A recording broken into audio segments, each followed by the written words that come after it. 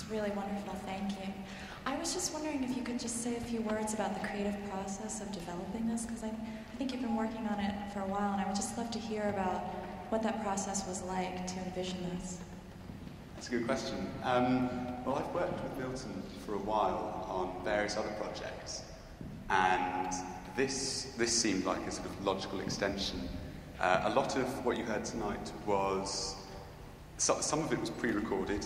The second last piece had a largely pre-recorded element to it, but every other piece was interactive. So what I was playing was going into all of this stuff behind me, which you might be able to see a little bit better, a couple of computers, a couple of interfaces, and all the shiny things at the side, and coming out into the room. It doesn't just happen by magic. So Milton and I have spent a lot of time working on finding the right sort of effects and working. So Milton didn't write all of the pieces, but he's been very heavily involved in sort of making the electronics for all of the pieces sound the way they sounded tonight. And that's, that comes down to personal taste, really. So we like to treat the electronics side as like another instrument, like it's me playing with someone else. It just happens to be a computer rather than a violinist or a cellist. And that's, so it takes time. Thanks. I have sort of a loud voice. Well, my question is, I'm not a musician, I sing, but for the composers, are they writing stuff on the music about what the computer's going to do? Or is that more your decision? Like, how is that notated as to... That's another really good question. Yes and no. So there are quite a lot of directions. So the second, the Lonely Bay piece, which was second, it has a lot of effects put into it, suggested, which the composer created. So plugins, little instruments, little sort of sound effects that go into the computer. And Milton was bringing them in relation to what I was playing. So there are a couple of ways of doing this. One is having a direct input, either a floor control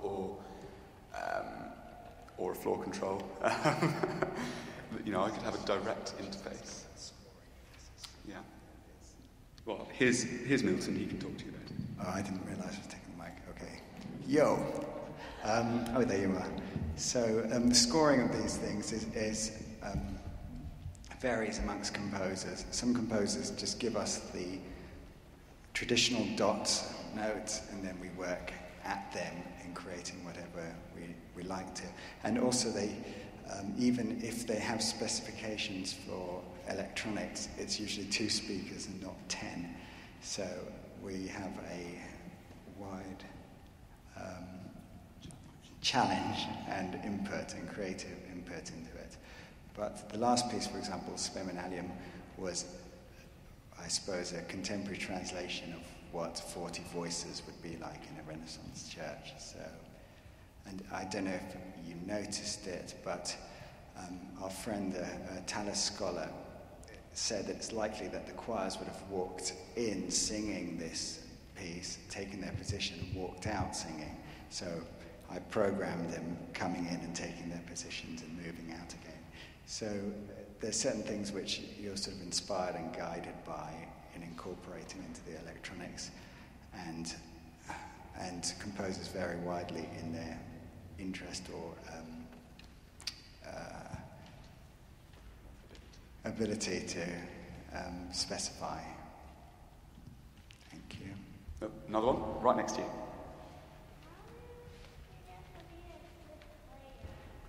I can't hear you. Sorry, the microphone.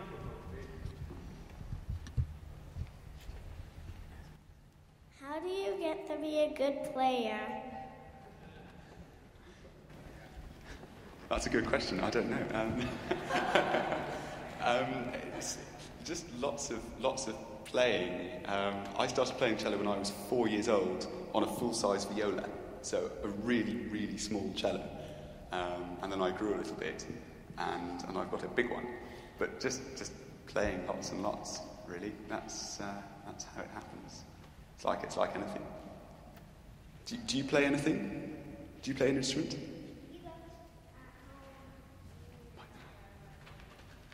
Sorry, just 1 second. Can't hear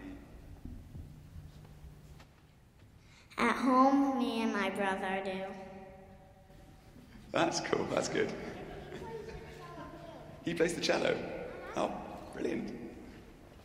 How long have you been playing the cello for? Oh, that's great. Lots of fun.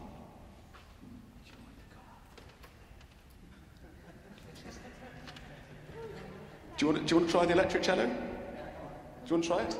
It's really easy. Seriously, I can do it. It's really easy. Are you sure?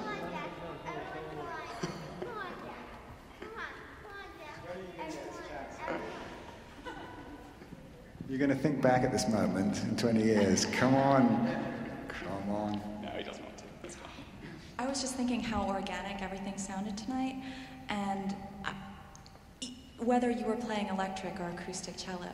And I just wondered if you could say something more about what that process was like, to make it sound that organic with the speakers as really an extension of both an acoustic instrument as well as an amplified digital instrument. So, well, the plug here is actually playing with these ECLIPSE speakers is just like playing with another acoustic instrument. Sometimes it's quite hard to hear whether it's the speakers playing or whether I'm just making a lot of noise. They don't colour the sound at all, it just sort of pushes it out there. Again, the electric cello doesn't make any sound in its own right. So we spend quite a lot of time, although we're in a glorious acoustic here, we have to put the electric cello, in its own little space. Otherwise it sounds pretty awful. I mean, it sounds just like a tinny little piece of string. And so we have to spend a bit of time sort of levelling that out, putting it in its own resonating space, because the acoustic cello has all this great resonance inside of it, which is what makes it sound. So largely, the electric cello is just kind of a figment of our imaginations. I think some of it was put in some cathedrals in France and then put in somewhere else. So it's actually, the electric cello is, by its very nature, slightly synthetic. So blending the two instruments together in a program is quite a challenge. So we sort of have to eye up what sort of sound we want the electric cello to have. And for this kind of program, it's not very edgy, it's not very brash. So we sort of took a lot of the harsh frequencies out of it and really sort of really tried to make it sound like an acoustic cello, actually. But swapping between the two instruments is quite an interesting process, because you are forced to play completely differently. The electric cello has no body. You'll have seen it's just a blue stick. So you're just sort of sliding up and down and hoping that you're going to hit the right note at some point. Whereas the acoustic cello's got a great big body, which also makes it sound. So you're very much more on your own with the electric cello.